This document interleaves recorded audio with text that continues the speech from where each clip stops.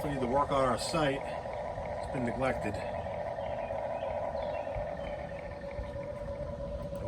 Trees all coming out, and I think we got the right tools for the job though.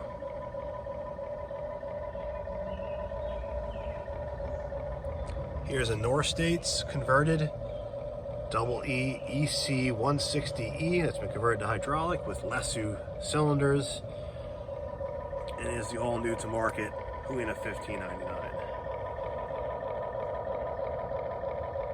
Alright, both just tearing up the ground.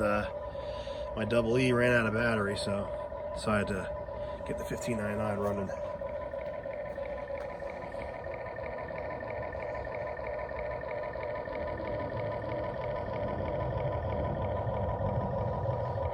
I can't leave the the EE out. So, there they are. Happy digging, everybody.